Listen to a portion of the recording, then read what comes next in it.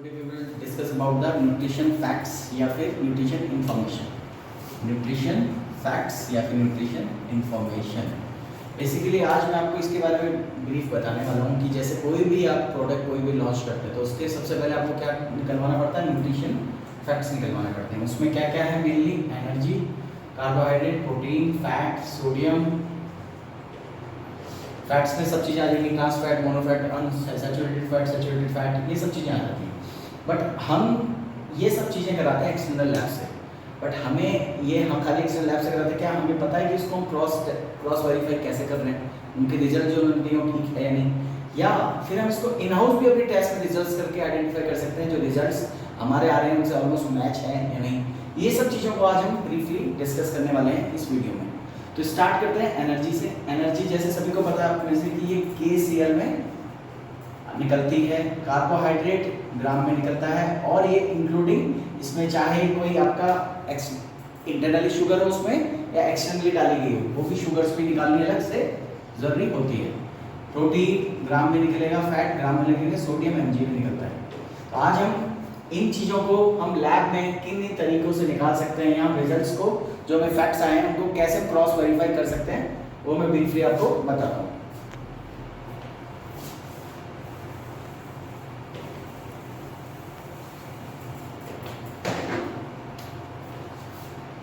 सबसे पहले इसके लिए हम फैट से स्टार्ट करते हैं। फैट निकालने के लिए फैट एस्टिमेटेड मेथड, फैट निकालने के लिए आप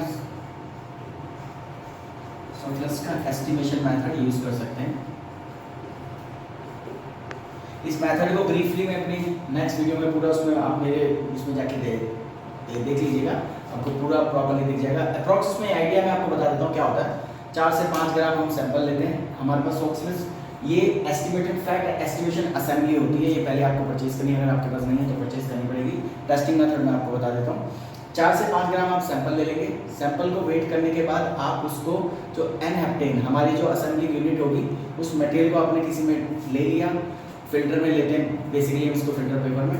उसको लेने के बाद हम 4 से 5 ग्राम लेने के बाद इसको एन-हेप्टेन में सर्कुलेशन कराते हैं अराउंड 6 आवर तक। 6 आवर तक सर्कुलेशन कराने के बाद हम इसको 30 मिनट्स 130 डिग्री पे हॉट एयर ओवन में डाल देते हैं। इसके बाद 20 मिनट्स के लिए हम इसको कूल करते हैं डेसिकेटर पे। ये जब हो जाएगा, सैंपल वेट कर लेते हैं, तो आपका फैट आपका निकल जाता है। इसको बोलते हैं कॉम्प्लेक्स एस्टिमेशन असेंबली के थ्रू। अब फैट तो हमने निकाल लिया, अब हम प्रोटीन कैसे निकालते हैं। प्रोटीन के लिए आपके पास, आपको प्रोटीन निकालने के लिए आपके कई सारे मेथड हैं, कौन सा आप फॉलो करते हैं। जैसे कि ये मेथड था, हम प्रोटीन को निकालने के लिए बायोरेट मेथड हो गया एक, ऑक्सीजन मेथड हो गया 2, तीसरा मेथड हो गया 3। इनमें बेसिकली हम जो मैं तो रेफरेंस इसी को करता हूँ, या लॉरी मेथड भी। इनमें क्या होता है कि आप अलग अलग सैंपल्स की डाइल्यूशंस बनाते हैं, अलग अलग, 100 की, 200 की, 300 की, 400 की। फिर इसको हम क्या करते हैं, एक फिक्स उसमें कॉलोरीमीटर में हम रीडिंग लेते हैं, फिर इससे ग्राफ बनता है। ग्राफ बेस पे आपका एक्स और वाई एक्सिस की हेल्प से हम प्रोटीन एस्टिमेशन को हम निकाल लेते हैं। ये प्रोटीन और फैट के बारे में मैंने आपको बता दिया। प्रोटीन और फैट आपका अगर आ गया तो आपके दो चीजें हमने निकाल ली, प्रोटीन और फैट। अब हम निकालते हैं कार्बोहाइड्रेट। कार्बोहाइड्रेट निकालने का क्या तरीका है, 100 माइनस जो आपका जो फैट आया प्लस जो प्रोटीन आया प्लस जो टोटल ऐश आया प्लस जो आपका मॉइस्चर आया। M for moisture, total ash, protein, ये फैट। जब ये सारी चीजें निकल जाएंगी तो आपका कार्बोहाइड्रेट यहाँ से निकल जाएगा। जैसे यहाँ पे मान लो फॉर एग्जांपल आपका यहाँ टोटल मिला के 20 आया, तो 100 माइनस 20 आपका कार्बोहाइड्रेट कितना आ गया, 80। ये है कार्बोहाइड्रेट निकालने का मेथड।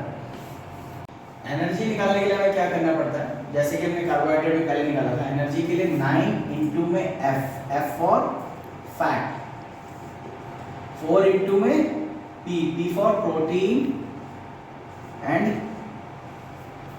C for carbohydrate.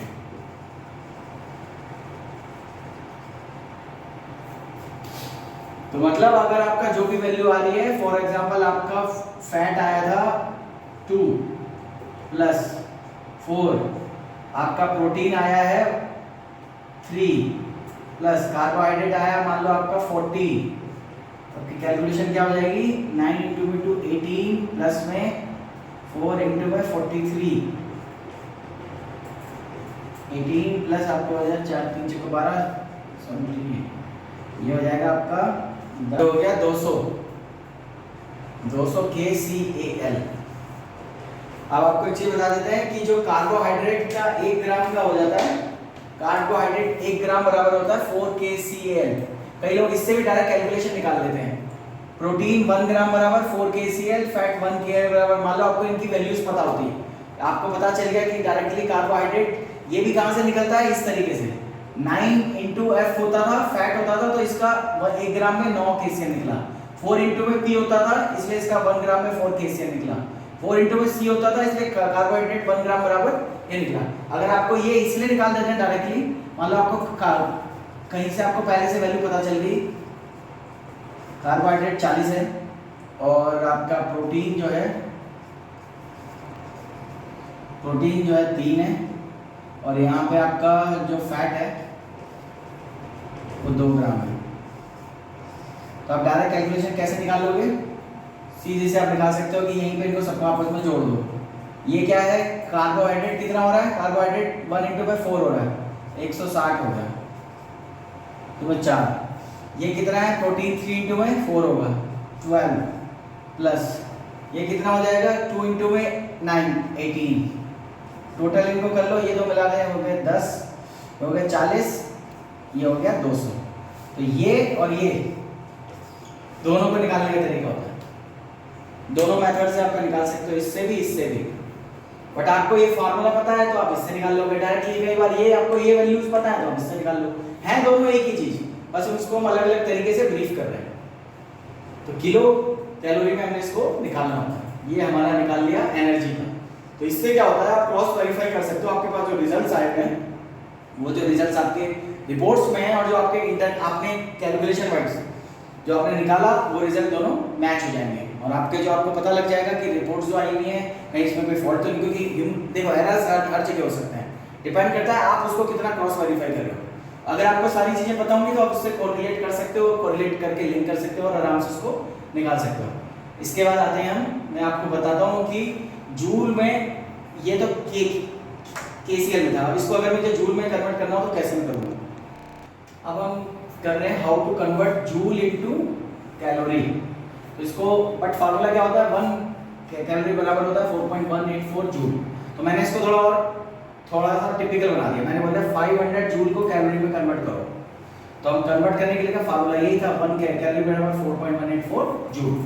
तो 1 जूल क्या होगा, 1 जूल के लिए ये इसके डिवाइड में चले जाएगा, तो 1/4.184 इंटू 1 कैलोरी। अब मेरे को निकालना कितना था, 500 जूल का निकालना है, तो 500 ऊपर मल्टीप्लाई हो जाएगा 500/4.184, ये कितना आ गया 119.50 कैलोरी।